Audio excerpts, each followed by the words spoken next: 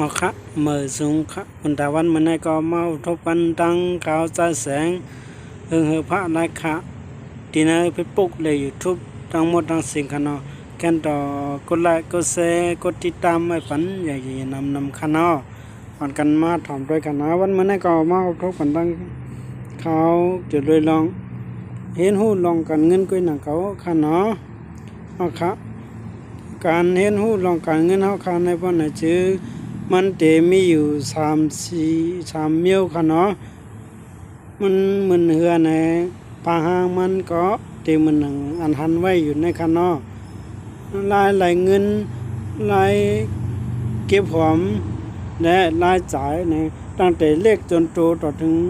ตั้งแต่เกิดต่อถึงปตายในราคาใจเงินอยู่ตาเสค่ะเนาะยันเบิ่นนั่นแหละการเรียนรู้กันเงินอันวันไหนเขาก็ต้องลงหมอหู้ลงหมอจ่ายกันเอาเพราะหมอหู้หมอจ่ายวันไหนเขาก็จังไรก็จังไรผ่านมีเงินเข้าท้องสิปอกจังหนังกันเนาะ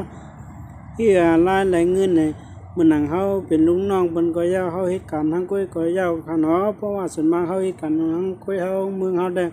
1 ปีจังออก1 ปอก4-5 แสน10 แสน20 แสนไหนจะเป็นจังหนังกันเนาะ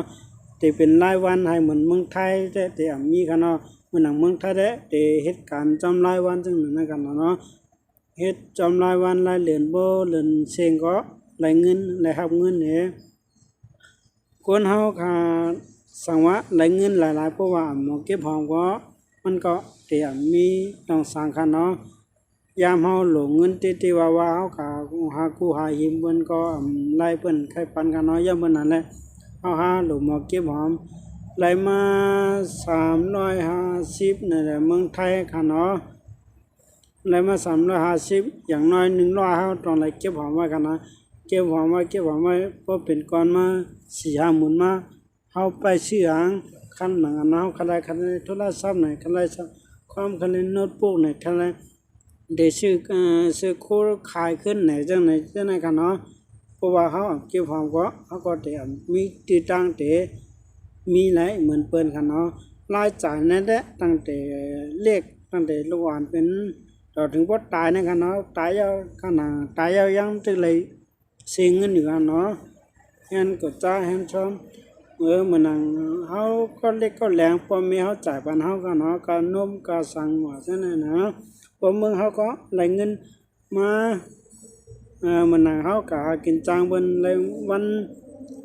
3-5อย่างน้อยเฮง5 ปากเฮาต้องได้เก็บหอมไว้ค่ะเนาะค่ะเขาย้ำเหตุการณ์นั้นแต่มันก็ได้มีหมอกอายุเพราะหมอฮู้ว่าเหตุการณ์นะตั้งแต่อายุ20ถึง50-55นั่นคือกันเนาะ60ถึง80ในเท่าบ่แห่งเหตุการณ์นั้นกันเนาะเฮาก็ไปกินลูกไปกินน้ำจังนั้นกล้วยกันเนาะที่เหลือนั่นนะจนเบิ่นนั่นแหละเพราะเฮาฮู้ว่าเงินในกะคันไหนมีพรดีในเฮาค่ะหลูหมอคัดใจหาหลูหมอคัดใจเก็บค่ะเนาะต้องรายจ่ายนั้นได้ฮู้กันอยู่กูก็กันเนาะกะจ่ายกูรายกูตั้งเพื่อกะจ่ายก็ให้มีพรดีค่ะเนาะครับกว่าแทงอีกนึงค่ะเนาะอันนั้นได้ลาดมายาวในตอนป่นค่ะนะลาดมายาวพองเก่าค่ะเนาะกว่าแทงอีกนึงค่ะนะครับมันนั่งโกนเฮาสั่งว่าใครกล้าใครขายบ่ไหนจึงมันก็เต็มมันหนัง4 อย่างอันหันไว้ในค่ะเนาะเงินแหล่แต่ก็ร้านขายโคของขายามเนาะมันหนังเฮาว่าเฮามีเงินแต่ก็เฮาอันเฮาหยุ่มใจนานบ่ไหนเฮาว่าเฮาแบ่งกันกล้ากันขายกันเพราะว่าเฮาเลยขายน้ำเฮาก็เพกว่าการกล้าการขายเฮาให้แต่ก็เฮาสิบขายในจังนั้นกันเนาะเงินเฮาตึ้นล่างเฮาโฮมกันแล้วก็กว่านั้นมีจะซื้ออยู่ต่อการเฮ็ดรายกันเนาะเขาก็อยู่ยามเขามันนั่งเขาอยู่รายค่านั่นแหละได้ทั้งก้อนนึงอยู่เมืองกึ่งเนี่ยอยู่ว่าอยู่ลาเซียวเนี่ยเฮาว่าเนาะค่าอยู่มันติดไกลกันอีกนึงค่ะนะค่าอยู่รายค่าแต่ก็ค่าอยู่ลาเซียวเนี่ยมันจังน่ะค่าเปิดร้านค้าเอาค่าอะไรมีเงินทุนตินล่างต่างๆนะอันค่าที่ค่าขายไว้ก็พวกขายเลี้ยนะค่าได้แค่ค่าให้คู่ค่าให้ขาดดีเท่านั้นขาดได้ซื้อดีลินลาซิล เนี่ยปืนล้านขายโคเนี่ยนั่งกันเนาะแล้วก็เงินที่เหลือเงินทุนเงินตินล่างค่าหนังค่าเฮาเฮ็ดมา10ปี20ปีที่เหลือมันมีกะเฮาใคร10ต่อกันก็การขายเฮาทางเนี่ยเฮาก็10หาแต่ก็เฮาทางกันเนาะให้แต่ก็ขายบันร้านขายโคเงินเฮาก็โฮมกันจังนั้นกันเนาะอำนั้นก็เข้าเป็นกุนก็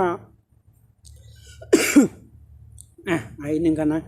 เฮาเป็นปอเล้งมันนี่จังนั้นนึงกันเนาะเฮาเป็นเจ้าร้านขายโคมันเฮาหาลูกน้องจังนั้นก็ไล่กันนะยังให้ลูกน้องขายบ้านจังนั้นกันเนาะให้ได้ก็ให้ลูกน้องขายบ้านเพราะว่ามีเงินอันเฮาสิจะต่อกันก็เงินเฮาโฮมกันก็ขายจังนั้นมีอันเฮาหาลูกน้องจังนั้นกันเนาะเพราะว่าเป็นลูกน้องก็เพิ่นก็ซื่อสัตย์เพิ่นก็ซื้อโยต่อเฮาอยู่ก้อยนั่นก็มันก็ที่ซื้อโยคนเฮาที่ใกล้ว่ากูเพิ่นมีเงินนำมากูเพิ่นลักเอาเงินซ่องมันก็ต้องลองนั่นกันเนาะคนเฮาก็มีอย่าไปขายไว้ที่เก่าที่เหลียวคันเนาะเฮามีร้านเนี่ยเฮาไว้อย่างนั้นดิเพราะว่าเฮา10 90ขายเนี่ยเฮาก็เตรียมมีหลายอย่างนั่นก็กันเนาะคนเฮาตอนเดียวมันก็หวานเฮาเมืองเฮามันมีอันคนในเฮือนมีอันวางข้าวกินกันนะมันก็ถึงมีกันกูเฮือนเลยสิว่ากล้าขายแล้วใครกล้าขายจังนั้นกันเนาะครับแล้วก็ร้านขายโคนะเฮาได้ขายจังขายหมักไม้หมักดอกแน่ขายโคกวางคนนุ่งตั้งไว้แน่ปืนล้านเยี่ยมซื้อผ้าแน่นั่นกันเนาะการในพวกเฮาหมอหามันก็เป็นมีค่ะเนาะมาก็ลูกเมืองไทยมือว่าจังเหตุการณ์ใครเข้าเมืองไทยขึ้นฉะนั้นมันก็มีค่ะเนาะเพราะว่า เอาอยู่เมืองไทยมือเอาหมอเฮ็ดข้าวเฮ็ดผักหวานบ่น่ะเขาเฮ็ดมือเฮ็ดผักไทยขายขึ้นก่อนได้กันเนาะมือปืนล้านเข้าผักว่าซั่นได้กันเนาะนะครับแล้วก็ข้าวยามันในเพราะว่าเฮาเปิดเจ้าใครมีกำเดียวใครมีเงินกำเดียวเปิดในปีเดียวให้มีเงินเข้า10แสนว่า20แสนว่าในกำเดียวมันก็มีเฮาก็ต้องเลยไปเวลาพร้อมกันเนาะต้องเลยไปข้าวยามันพร้อมอย่างน้อย20ปีมันสิหันผลกัน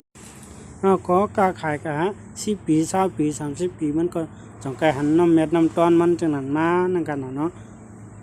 ครับสังว่า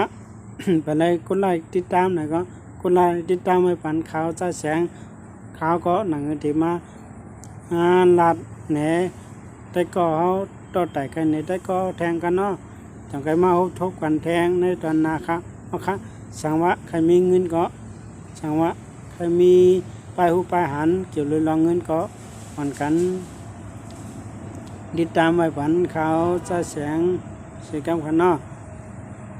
เงินแต่ก็ร้านขายโคข้าวยามซื้อนะให้มีไว้กันนะให้เตรียมพร้อมในปัญหาก็เอามาทบอุปูกันแทงกันเนาะเหมือนสูงกูก็ครับ